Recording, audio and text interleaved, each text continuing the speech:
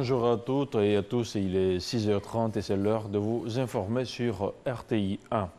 Le Premier ministre est depuis ce samedi dans la région du Gor, à Oumé. Amadou Gon Coulibaly entame une visite de travail de 48 heures, une visite qui met l'accent sur le développement. Le chef du gouvernement se dit porteur d'un message de paix, d'unité et de réconciliation. C'est d'ailleurs ce qu'il a indiqué à la chefferie traditionnelle dès son arrivée dans le Gor. Nous suivons la visite avec Alexis Ouedraogo.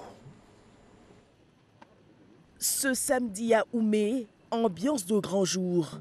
Pour sa première visite de travail cette année 2020, le chef du gouvernement est dans le Gor, à la grande joie des fils et cadres de la région. C'est la première sortie officielle du chef du gouvernement à l'intérieur et cela commence par la région du Gor. Donc nous ne pouvons être que fiers. Nous à Oumé, c'est la première visite. Donc vous comprenez notre joie. Parce que vous savez que quand le Premier ministre, chef du gouvernement, se déplace avec le développement. Et vous avez vu, depuis 3 jours, nous avons le bitume. Il ne fait pas que venir. On voit ce qu'il réalise.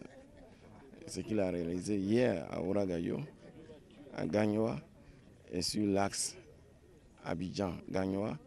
Et maintenant, ce qu'on voit à Oumé. Ça fait plusieurs années que Oumé attend de recevoir le Premier ministre. Vous imaginez un peu la ferveur qu'il y a à Oumé.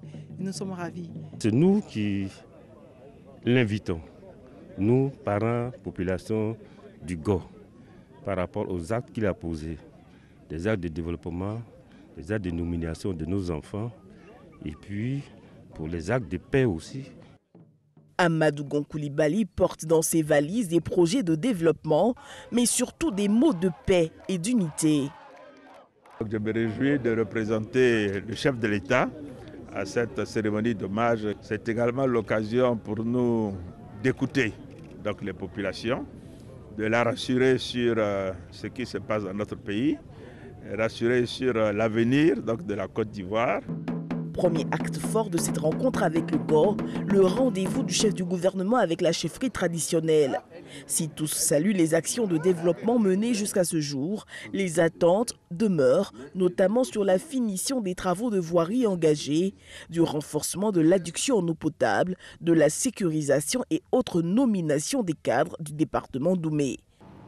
Nous pouvons vous assurer que dans le département d'Oumé, il existe aussi des compétences capables de vous donner entière satisfaction dans l'exercice des fonctions que vous pourrez leur confier.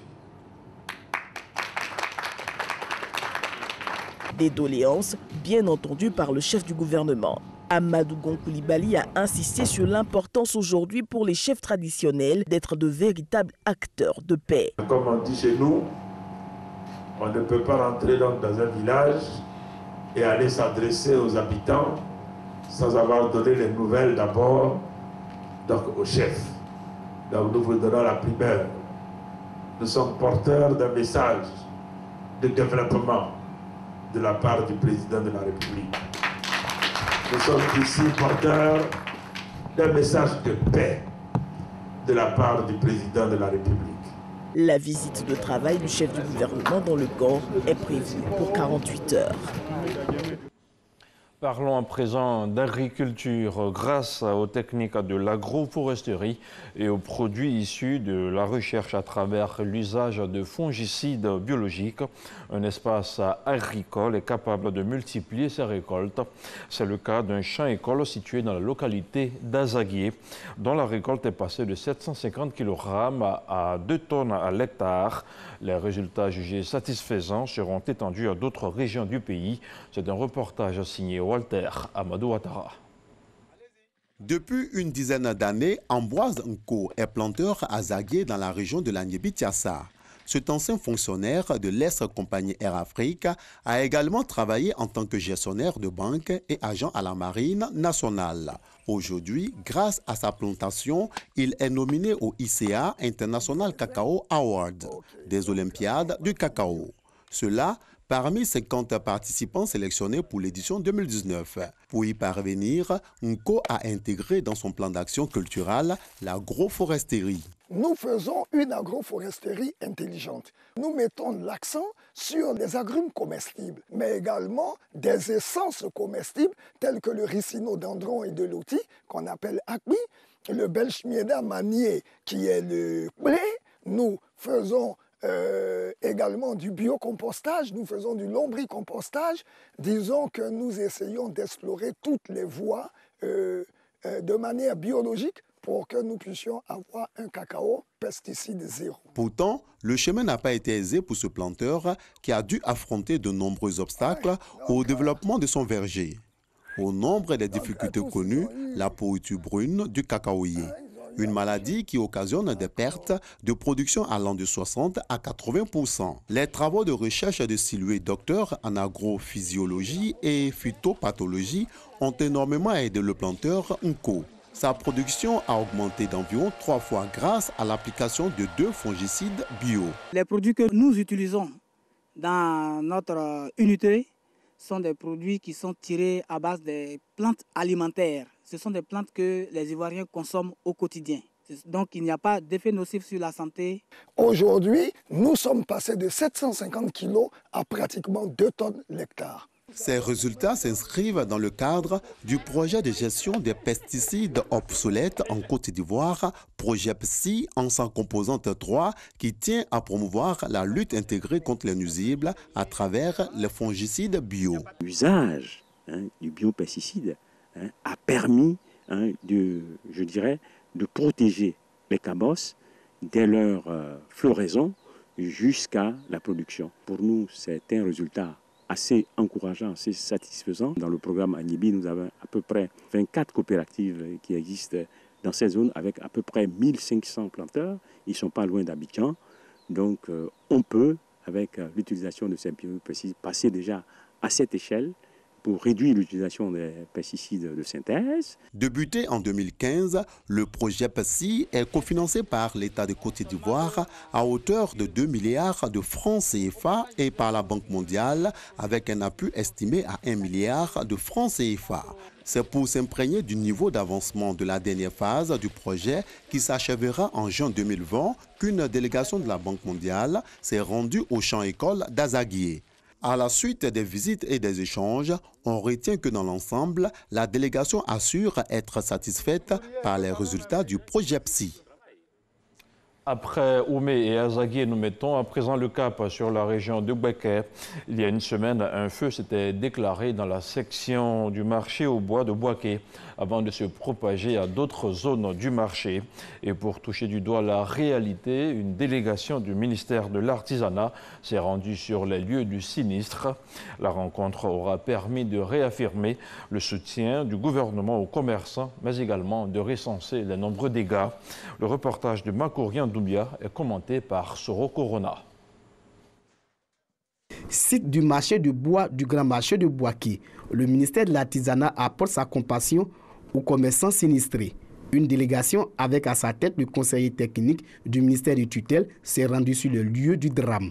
Les envoyés du ministre Sidiki Konaté ont échangé avec les commerçants si durement éprouvés, voir de plus près les réalités du secteur du bois et recenser les dégâts matériels. Cette rencontre a été le lieu de traduire toute la solidarité du gouvernement ivoirien aux artisans dont les ateliers sont partis en fumée. En pareille situation, je voudrais donc, au nom du ministre, présenter tous nos encouragements à nos artisans qui ont donc été sinistrés ici à Bouaké. Le ministre Sidiki Konaté a souhaité que nous soyons en face de vous ce matin pour vraiment vous encourager. Nous puissions trouver une solution idoine pour le bien-être de tous les artisans qui ont été donc sinistrés ici à Bouaké, avec le soutien du gouvernement. La visite a apporté du baume au cœur des commerçants malheureux. Et nos parents sont très contents, nos collègues sont très contents de votre arrivée. Mais lorsqu'on vous a vu, vraiment, on est beaucoup satisfait. Les incendies des marchés sont au fil des années devenus un fléau en Côte d'Ivoire. Il est difficile de reconstituer le capital des commerçants, surtout qu'ils n'ont en majeure partie pas d'assurance pour relancer leurs activités après ces sinistres. Place à présent à l'actualité internationale avant de refermer ce point d'information.